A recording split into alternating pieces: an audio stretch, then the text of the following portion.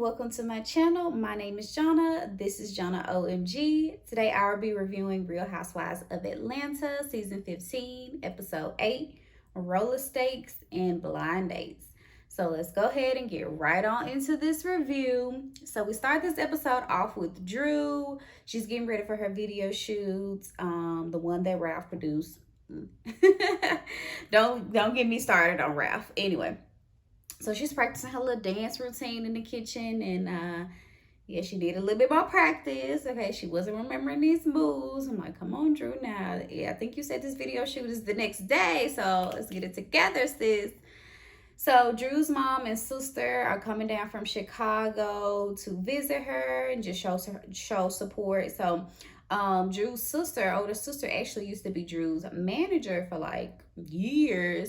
But she stopped managing her like around COVID times because she was battling some mental issues, and yeah, she just, I guess, had a lot on her plate. So Ralph said he doesn't know like what to expect from the sister because the sister just really did things to hurt him. Ooh, boo-hoo, Ralph. So Drew says that her sister made some statements about Ralph being controlling and manipulative, and all those things are true. All those things are true. So of course he mad that somebody calling him out. So he was like, I'm just probably not going to be around that much this weekend. You know, I don't know if I can do. But I'm like, boy, you in the video shoot. What is you talking about? You're not going to be around. Like, stop being a child. So Sheree is meeting up with her operations manager for She by Sheree. And so the producers in her conventional asked if she made a profit. And she said, basically, not really. She hasn't really made a profit from She by Sheree because she's putting so much money into it. And I'm just like, are you, girl? Like, yeah, what is Sheree doing? Like, what is she doing? I mean, people like her stuff. Like, they want to support her. So it's just like, girl, get it together. Like, put the stuff out there. Like, just make the t-shirts at least. Like, the She by Sheree t-shirts. Just start banging them out in bulk and let people buy them. And then maybe you can see a return on your investment. But I'm like, oh. And granted, I'm sure businesses take a while to like get off the ground, but we're like 10 years in the making now. Like, come on, Sheree. So Sheree wants to meet up with Kandi. She just feels like Kandi's been throwing shade toward her business, She by Sheree. And I'm like, okay, yeah, she probably has, because I mean, at this point, who hasn't? Everybody has thrown shade at this point to She by Sheree. So, girl, just what she could do is just start to issue out her products a little bit quicker, and ain't nobody gonna have nothing to say at that point. That's what Sheree should do. So we move on to Marlo. She's at Lay Archive. She's doing an IG live. She calls it like Foster Care Fridays, where she speaks to children that have been in the foster care system. And one of her guests talks about, you know, how can foster parents, what can they do better? And she said, you know, just make the child feel welcome, you know, don't make them feel like they're actually a foster child. I think that's really good that Marlo has that. It's with her nonprofit, Glam It Up. So I really think that's a good thing that Marlo is doing. Shows her in a different light for sure, which helps with character. So Sonia pops up to visit Marlo, and she's just talking about how she wishes the girl sees the side of Marlo that she gets to see. And I just think that it's just been so much damage, especially with Marlo and Kenya. I don't think they're ever going to be able to reconcile their differences. Like, there's just been so much damage, so many things said between those two. It's just, how do you move on from the things that have been said? So I don't know if there's a way to come back.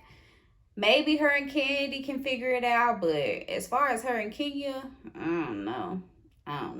So remember last episode, Marlo talked about going on a date. Well, the date is going to be on this episode. It's a Jamaican man. I'm really excited to see Marlo in this like different kind of space, like this different element. Like, I can't wait to the date. So Kandi and Sheree are meeting up, and they're going for a walk. Y'all, why does Sheree have on that mink coat and Louis Vuittons? Like, girl, what? How you going for a walk in that? Like, This was your opportunity, Sheree, to wear some She by Sheree. You going on a walk, you have an athleisure line. Why didn't you wear that?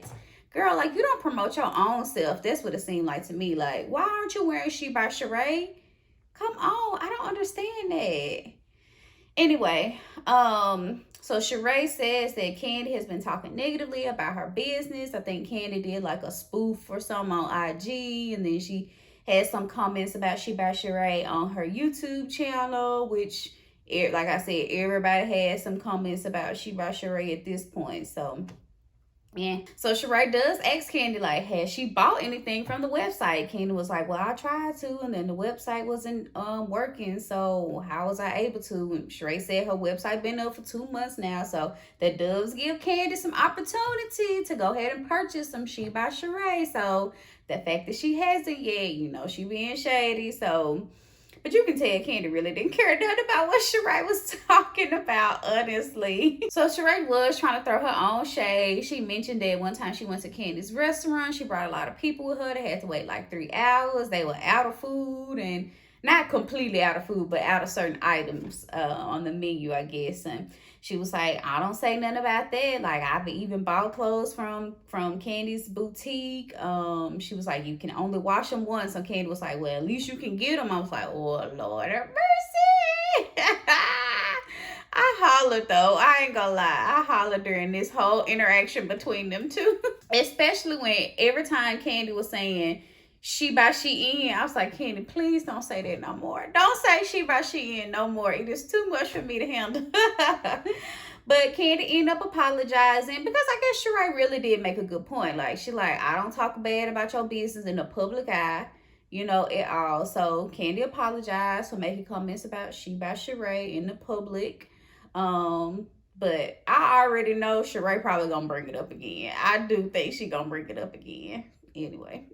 So Kandi and Todd are discussing the film that Todd is making, and Todd mentioned that he actually wants Drew to play one of the leading roles. Kandi was supposed to play like another like leading role, but if Drew gets the part, she doesn't want to be her counterpart. She just thinks it's going to be too awkward. And remember, this film is about infidelity. Well, it's about letting your spouse get a pass. So I guess the pass is supposed to be a woman. I don't know. Anyway, I really didn't care. So Drew's mom has arrived and they're waiting for her sister to come. Drew said her sister requested some essential oils. I was like, girl, what? She requested essential oils? I was like, okay, it's already giving high maintenance a little bit, sister. So she arrives at like midnight and Ralph like, oh, he's asleep. I'm like, Ralph, like, please, you went to sleep on purpose, I'm sure, so you can avoid her sister. Which I'm like, you're not gonna be able to avoid that lady all weekend. So like, come on, buddy. She gonna be living in your house. What? So the ladies are arriving at Drew's video shoot. They're at the skating rink, and y'all, Drew can't even skate. I'm like, Lord help her. Like, oh my goodness. I do think skating rinks for videos are like really cute. It's always cute with the girls are like laughing with their girls, eating a lollipop. Like, it's so cute. Kenya called it off, what she call it? Low budget blow, Beyonce's blow video. And I'm like, okay, listen, if you compared it to Beyonce, low budget or not, that's a good look.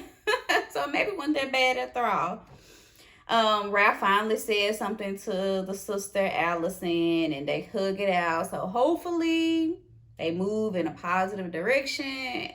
The sister Allison, she really seemed supportive of Drew and her career. She got emotional during the video shoot. She was like, it's everything that I envisioned for Drew. Like, so I hope her and Ralph can move in a positive direction. But it seems like to me, she knows that Ralph is probably not the best fit for Drew. And she's not one to just hold her tongue. Like, she probably calls Ralph out on his stuff. And he don't like that. So Marlo is headed to her date, child. And she calls Sonya first, and then she ends up calling Drew. And so Drew was basically saying that she needs an apology from Marlo. Like, she feel like Marlo came at her real wrong and sideways about that Kandi situation. And it seemed to me that Drew was trying to move forward, but then out of nowhere, like, as Drew was talking, Marlo just hung up in her face. And I was like, what? Like, Marla was being receptive. I thought at first she was like, "Yeah, you right. I apologize." And then as Drew was still like trying to talk or explain herself or her position or whatever, Marla just hung up. And then she went in on the girl. She started calling her a bad body, how her husband don't want her. And I'm like, Marlo, like where all that come from? Like that was so strange to me, y'all. That situation in the car made me really think like Marlo needs a little help. Marlo need help. It's something not right because you went out your way to call Drew. I don't know if you called her to try to be messy or try to, reconcile. Like, I don't know. But it seemed to me that Drew was trying to be receptive. She was like, now Marlo, like, I do feel like I need an apology, girl. Like, come on now. That was wrong. Like, da da da da da. Marlo was like, okay, yeah, you right, sis. I apologize. And then I don't know where she hung up on her. I was like, what? Marlo needs some help. When it comes to friend dynamics, I think Marlo needs a list. Okay, so Marlo's on her date with a guy named Scott Lee. Remember, he's Jamaican. He got her a big bouquet of red roses. So Marlo was blushing, child. I was like, oh Lord have mercy. So he looked really nice. They were at his restaurant. So Marlo eyes got big when he said his restaurant. I'm like, she want a rich man, honey. Which that don't mean he rich, honestly, but we'll see. So he has 3 children, 15-year-old, a 2-year-old, and a 1-year-old. I'm always suspicious when guys have younger children because it usually means that his past relationship recently ended. Like yesterday. It ended like yesterday. So Marlo kept asking, like, are you sure you're not in a relationship? Are you just out cheating tonight? Like, are you sure, Scott Lee? And he was like, I'm positive. I'm like, you got a 1-year-old, buddy. Like, I don't know. That's always so weird to me, suspicious. But yeah, Marlo was really good at flirting. Like they were eating the oysters and then eating some with the shrimp, and they were talking about sucking the head, and I was like, oh Lord, have mercy. Scott Lee. I was gonna say Scotty. Scott Lee was loving it. He did mention that he's been locked up, and Marlo was like, "Oh, this a match made in heaven." I'm like, "Oh Lord, not y'all bonding over being in jail, like a mess." But she said she looks at it like she knows that she won't be going into a situation where somebody's gonna judge her from her past, which I can understand for sure. But anyway, the food looked good, the drinks were cute, so I'm excited to see where it goes. And Marlo is excited too. Scott Lee seemed excited too, so maybe they really hit it off. We'll see. But Marlo needs some help when it comes to her friend dynamics. I'm gonna just say that again, like some ain't right. So that was pretty much the end of the episode. I give it a 6. It was okay, but at this point I think we need a trip. We're on episode 8. Birmingham was a bust. I think we need a trip and we need to do something fun. I need to see the fun aspect of it. It's hard because Marlo and Kenya really don't like each other. So it's like, how much fun can y'all actually have? Plus, Kandi and Marlo are still on the outs. So I don't know how they can get back on one accord. But I think that's what I'm missing. So we'll see. Even though next week we're not getting that at all. But anyway. Make sure you like, comment, and subscribe. Thank you so much for tuning in. Let's chat down in the comments below. What do y'all think about Marlo hanging up on Drew? That to me was so out of the blue, so strange, so weird. What do y'all think? Let's chat in the comments below.